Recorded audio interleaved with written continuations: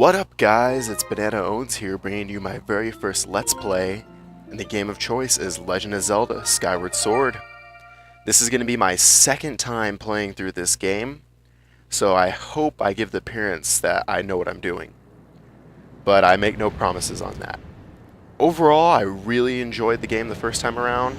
It had a few problems which I'll probably mention in later videos as they come up, but overall, pretty good game. Well, it's a Legend of Zelda game overall, pretty high standards of quality. I decided to do these voiceovers after playing.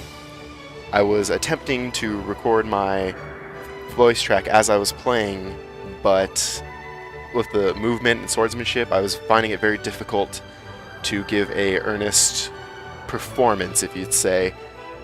So these are recorded after the video, but I hope they're still good. Anyway, well, this game takes place in the Skyloft, hence the name Skyward Sword, and the area is pretty interesting, but I feel it's too empty. There's not a lot to do, and that's one of my main problems with this game. Compared to other Zelda games, where I eventually had to look up a guide in order to find all the mini-games, I just did everything off the top of my head in this game. And that's where it really hurts, but it's still fun, and it's still a good game. So, let's get to this. Well, anyway, that's a giant statue that Zelda is standing in front of. And, well, speaking of Zelda, I really like this relationship dynamic between Link and Zelda in this game. It really gives you motivation in the story, which I feel like other Zelda games you didn't really have that motivation. It's a personal quest to help Zelda, to rescue Zelda.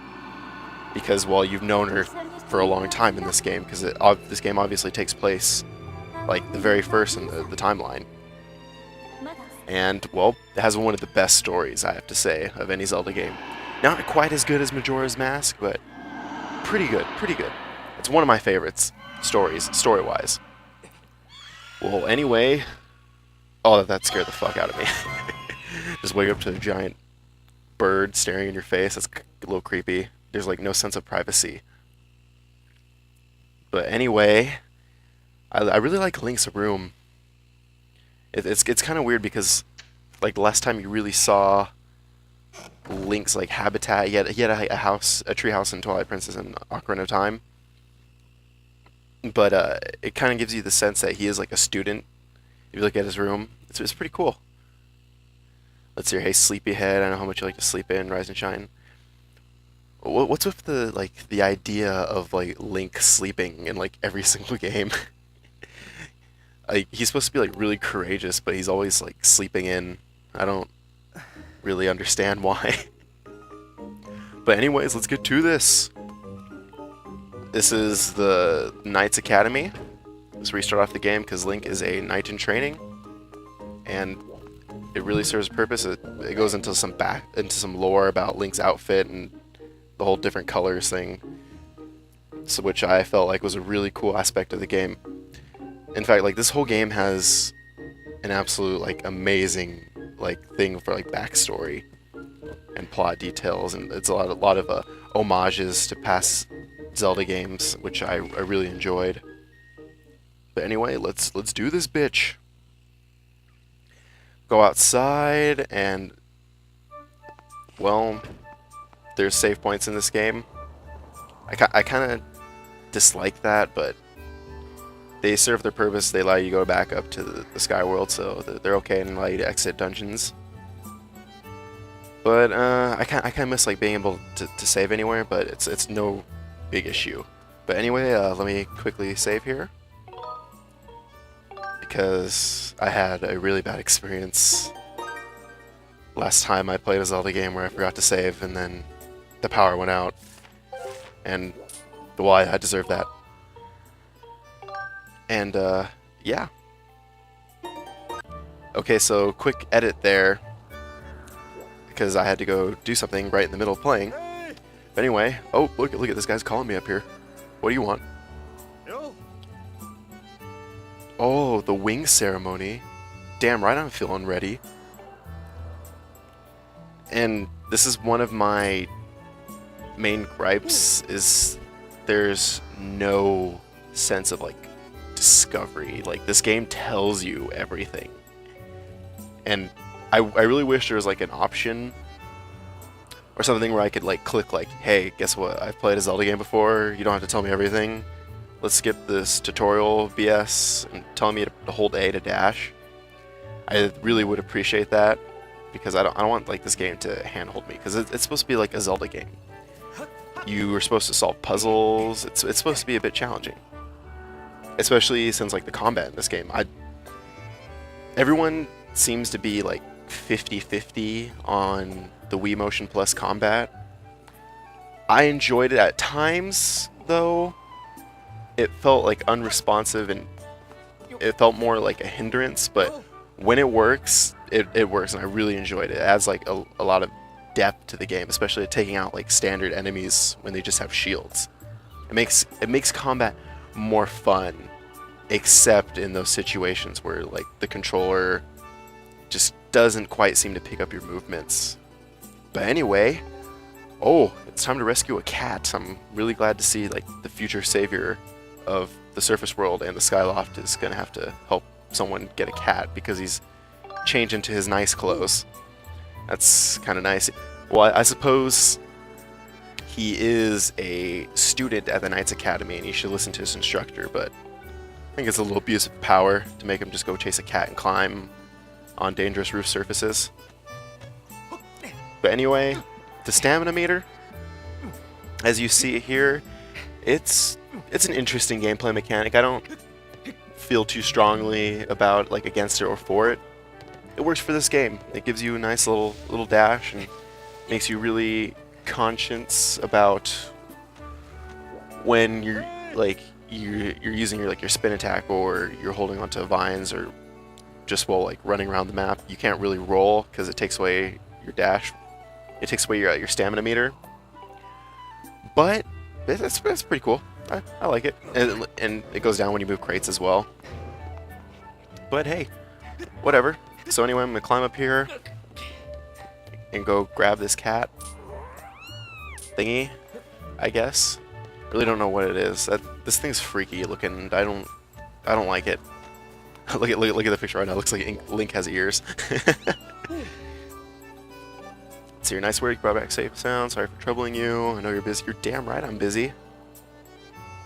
I have to like do the wing ceremony and earn my place in knighthood. But anyway, I believe Zelda's there with him.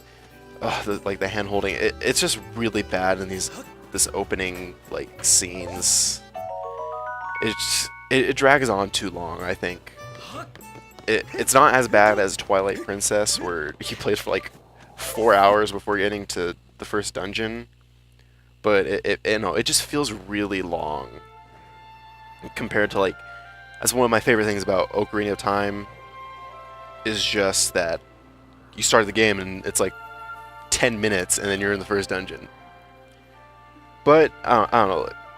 You could say it also serves like a purpose to the story to get you more connected to Link and Zelda's relationship. But I don't know. I didn't like how slow this was. Oh, these cutscenes between Link and Zelda make me shed a manly tear with how adorable they are. She wants the D, man. She wants Link's D. I just realized I ruined the adorable moment there, but whatever. See, like, I know like the Wii technological capability is not less, but this game looks absolutely beautiful. Like the whole art style. I love the way the characters look. I know a lot of people want more realistic Zelda games, like more of the Twilight Princess look, but I feel like the cell shading and it feels like it looks like an oil painting, especially when you look at distances, when you look at things from a distance like far away. It looks really nice. I really love just the way it looks.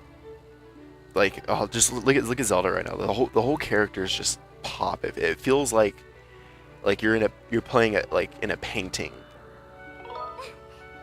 And these dialogue choices, just whatever. It seems like just they want you to get a little more personal feeling with characters, which I like. I feel like in past Zelda games, Link as a character isn't really fleshed out, but I feel like having a past relationship with Zelda in this game, and it's such a big focus. I don't know, it really ties you into the story, and as you can tell already, I really enjoy the story in this game. But despite like a few gameplay models, this really is a great game. I think a lot of people bash on it right now.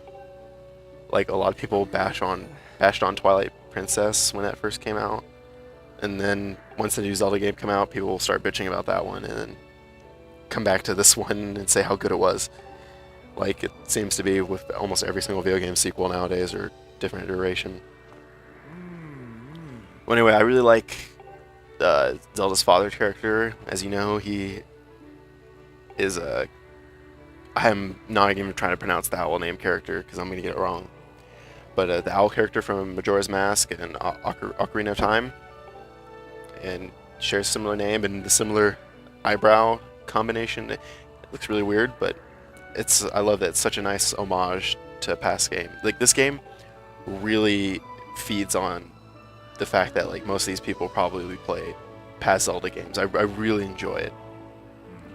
Anyway, like I keep going on because there's not a lot of gameplay substance in these earlier videos, and trust me, once like it actually gets into playing the game, it'll get a lot more interesting. So I hope I'm not boring you too much right now, but anyways, there's a little backstory here about Link and the first time he met his Loftwing, which are the birds of Skyloft. Flying is pretty cool because each member of Skyloft has a Loftwing that they receive, and it's like their partner. It's their Digimon, so to speak. Like Link is like Tai, and his Crimson Loftwing is like Agumon. They just have that partnership, and it's really cool. The flying. I'm gonna get into another thing right here. I really wish it was just control stick, because it's tilt controls with the Wiimote, which it controls all right, but it gets a little cumbersome after you play it for a while. It just and compared to like the sword play and like aiming with like the bow and stuff like that, it really serves no purpose to control it with the motion with the tilt control. It just feels like a little extra attempt. It's unnecessary, but it's okay. But it's not my favorite. But man, this is a very lengthy cutscene, and Zelda really, really wants Link to win. And she's kind of a bitch, I gotta admit. Especially in a cutscene not too far from this. She kind of likes, spoiler alert, pushing you off of things. That's not cool. Like, you push someone off like a giant lift into the cloudless abyss. Oh, your bird will catch you. Oh, it'll catch you. Yeah, okay. And then the panic starts to sit in.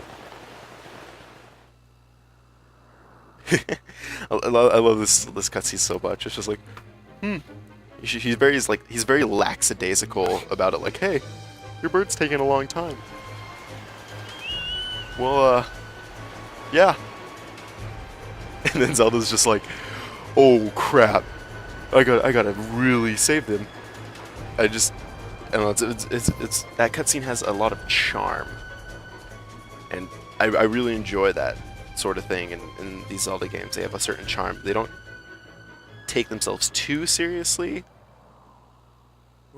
But anyways, it's like, whoa, what happened to Link's Loftwing? And, well, I guess you could see where this is coming. Alright, you're gonna have to find his Loftwing, because it's unheard of for a Loftwing to not respond to its master's call. Especially with the wing ceremony about to start. Seriously, like, they must mention the wing ceremony at least like 50 goddamn times in this opening video. I get it. It's important. It's highlighted in red. You don't have to say it every goddamn effing time. And okay, I can figure it out. Look, I don't know where my Loftwing is. I'm gonna have to find him. And then because the ceremony's about to start, and you have to talk to Instructor Horwell. And well, that about wraps up the first part. I know it's mostly me kind of bitching and gushing over the game at the same time. Doesn't make much sense, but don't worry. There's a lot more gameplay in the next episode. So see you later.